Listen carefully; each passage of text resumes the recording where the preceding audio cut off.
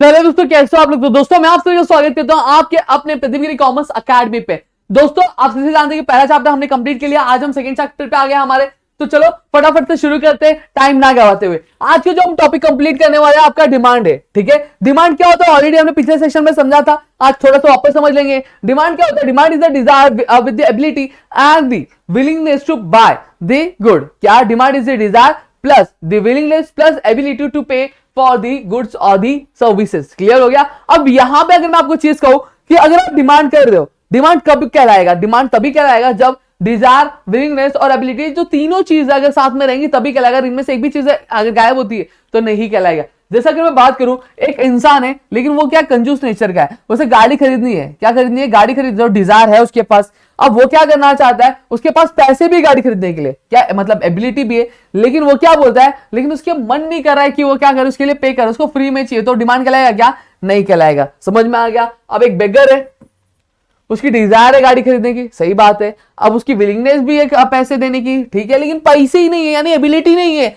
तो डिमांड कहलाएगा क्या? नहीं कहलाएगा। फिर उसके बाद अगर मैं बात करूं आप लोगों को, तो जैसे अगर मैं बात करूं सीधी सीधी बात, ठीक है, अब यहां पे क्या, एक बिजनेसमैन है, ठीक है, एक बिजनेस में बहुत पैसा है, ठीक है, बहुत पैसा है। अगर आप उसको बोलोगे कि भाई आप उसकी क्या गाड़ी खरीदने के लिए, तो गाड़ी के लिए जो पैसे है वो पे करने के लिए भी तैयार है, विलिंगनेस भी है, और उसके पास लाइकी भी है कि वो पैसे पे कर सकता है, एबिलिटी, लेकिन उसकी इच्छा नहीं गाड़ी खरीदने की, तो क्या डिमांड कहलाएगा? क्या? नहीं कहलाएगा।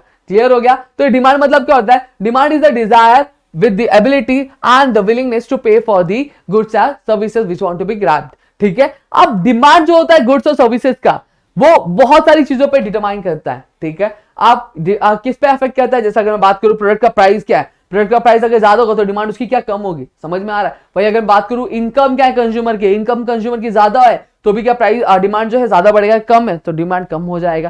फैशन क्या चल रहा है, ट्रेंड क्या चल रहा है, टैक्सेशन पॉलिसी क्या है, फिर उसके बाद अगर मैं बात करूं अल्टरनेटिव गुड्स क्या है, फिर ज्योग्राफिकल और सोशल फैक्टर्स क्या है, ये सारी चीजें क्या इफेक्ट करती है। और यही सारी चीजों को हम लोग क्या बोलते हैं? डिटर्मिनेंट्स बोलते हैं। क्या बोलते हैं? डिटर्मिनेंट्स बोलते हैं डिमांड के। किसको? डिटर्मिनेंट्स बोलते हैं। अब इन सारे डिटर्मिनेंट्स जितने भी पढ़े उनमें से सबसे ज्यादा जो इंपॉर्टेंट डिटर्मिनेंट है वो प्राइस है।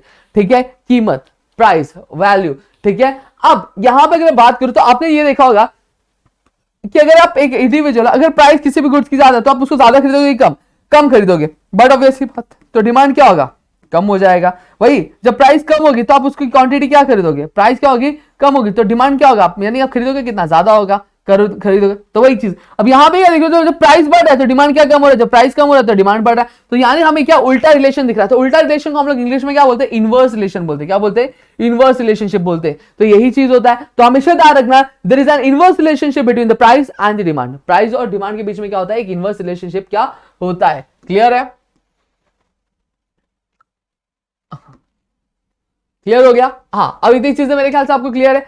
अब यहां पे अगर बात करें तो डिमांड आपका दो तरह की होता है, एक इंडिविजुअल डिमांड होता है और एक आपका मार्केट डिमांड होता है। अब इंडिविजुअल डिमांड क्या होता है, मार्केट क्या डिमांड होता है, तो चलो समझते हैं। इंडिविजुअल डिमांड, जब कभी भी हम क्या कहते हैं, मार्केट में प्रेजेंट किसी एक कंज्यूमर के बिहेवियर के बारे में पढ़ते हैं, यानी एक कंज्यूमर की डिमांड क्या है, एक गुड को लेकर सर्टेन प्राइस पे एक सर्टेन टाइम में, तो जब उसके बारे में पढ़ते हैं तो उसको हम लोग क्या बोलते हैं? इंडिविजुअल डिमांड बोलते हैं। वही जब मैं क्या करता हूं, एक मार्केट में अवेलेबल बहुत सारे कंज्यूमर्स के बिहेवियर को पढ़ता हूं, यानी बहुत सारे कंज्यूमर कितना गुड खरीदे, कितने प्राइस पे, एक सर्टेन प्राइस पे, एक सर्टेन टाइम पे, जब मैं उसका पढ़ता हूं और उसका जो सम होता है उसी को मैं क्या बोलता हूं? मार्केट डिमांड क्या बोलता हूं। दोस्तों क्लियर है?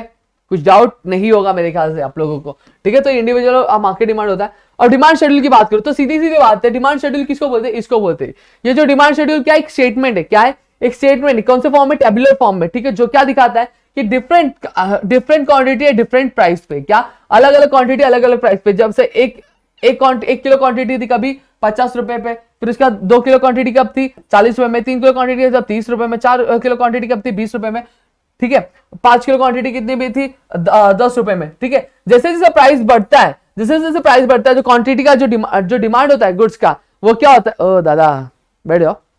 ठीक है, अब क्या होता है कि वो क्या होता है? बढ़ता रहता है, कम होता रहता है। जैसे प्राइस बढ़ा तो क्वांटिटी का क्या हो जाएगा? कम हो जाएगा। प्राइस कम हुआ तो क्वांटिटी क्या हो जाएगी? बढ़ जाएगी। क्लियर हो गया? तो देखो, जब 50 रुपया था तो इंसान कितना खरीदता था? 1 किलो खरीदता था। जब 40 रुपया हुआ, प्राइस कम हुआ, तो इंसान बोलता आप 1 किलो नहीं अपन 2 किलो खरीदेंगे, तो ये सस्ता है ना। जब 30 किलो हुआ तो कितना खरीदा?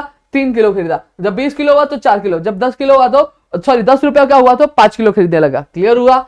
अब आगे बढ़ते हैं, डिमांड शेड्यूल क्लियर हो गया। डिमांड कर्व क्या होता है, एक ग्राफिकल ग्राफ दिख रहा है आपको पूरा, ग्राफिकल रिप्रेजेंटेशन होता है। हमने पढ़ा था कि ग्राफ क्या करता है, दो वेरिएबल के बीच में रिलेशनशिप दिखाता है। तो ये डिमांड किसके बीच में, डिमांड ये जो कर्व है तो ये किसके बीच में रिलेशनशिप दिखाएगा आपको, ये आपको डिमांड और प्राइस के बीच में दिखाएगा। वही चीज लिखा है, demand curve is a graphical representation of the relationship between the price of a good और services and the quantity demanded for the given period of time. यानी कि हमें दिखा रहा है, देखो 50 रुपया था तो कितना गुड़ खरीदा, 1 किलो खरीदा। जब 40 रुपया है तो कितना खरीदा, 2 किलो। जब 30 रुपया है तो कितना खरीदा, 3 किलो। जब 20 रुपया तो 4 किलो। जब 10 रुपया तो 5 किलो गुड्स खरीदा। समझ में आ गया। तो ये क्या, ये आपको रिलेशनशिप बता रहा है। यानी प्राइस जब अगर 50 रुपया है तो कितना कंज्यूमर गुड खरीदा है, 1 किलो खरीद रहा है। जब 40 रुपया तो कितना खरीद रहा है, 2 किलो खरीद रहा है। तो 30 रुपया तो कितना है, 3 किलो खरीद रहा है। जब 20 रुपया तो कितना है, 4 किलो। तो ये हमें कैसे पता चल रहा है, ये हमें ग्राफ की मदद से बोला है। तो इसी को अपन क्या बोलेंगे, इसी को अपन बोलते हैं आपका डिमांड कब बोलेंगे। और डिमांड कब कैसे स्लोप कर रहा है, ऊपर से देखो 50 रुपए से क्या आ रहा है, नीचे आ रहा है, यानी ऊपर से नीचे, यानी डाउनवर्ड स्लोप कर रहा है। और कहां से आ रहा है, देखो ये लेफ्ट है ये राइट है, तो ये ऊपर लेफ्ट से राइट आ रहा है। तो हम क्या बोलेंगे, डिमांड कब क्या कर रहा है, डाउनवर्ड स्लोप कर रहा है। कहां से, लेफ्ट टू राइट। आपका आंसर हो गया, क्लियर हो गया। तो इस तरह से आपको क्या लर्न करना है। अब यहां पे अगर मैं बताता हूं, अब आपको कुछ चेंजेस दिखेंगे। जब कभी भी एक आपको मैं, आपने 12th में पढ़ा होगा वेरिएशंस इन डिमांड और चेंजेस इन डिमांड। अब वेरिएशन इन डिमांड कब बोलते हैं, चेंजेस इन डिमांड कब बोलते हैं।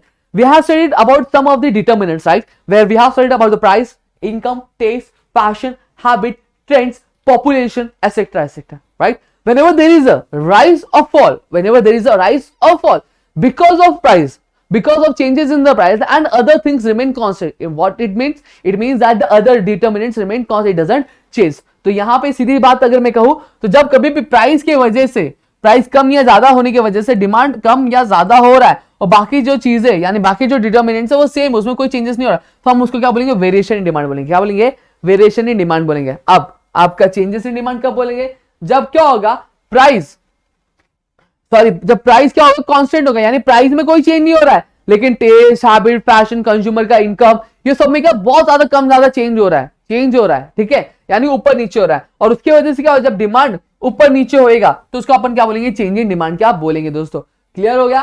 तो इतनी चीजें मेरे ख्याल से आपको क्लियर हो गई होंगी। कुछ डाउट है, मेरे ख्याल से तो नहीं होगा। तो यहाँ पे हमने जो डिमांड है वो पूरा आपको मैंने रिवाइज करवा दिया है। अगले सेशन में हम लोग क्या देखेंगे, प्रोड्यूसर बिहेवियर यानी सप्लाई एनालिसिस के बारे में देखेंगे, जहां पे एक एक करके हम जो सारी चीजें कवर अप करने वाले। तो मेरे ख्याल से चीजें समझ में आए तो प्लीज वीडियो को लाइक करो, चैनल सब्सक्राइब नहीं किया तो चैनल सब्सक्राइब करो, अपने दोस्तों से शेयर करो, ताकि ऐसे कई सारे वीडियोस हम आपके लिए लेकर आ सके। दोस्तों थैंक यू।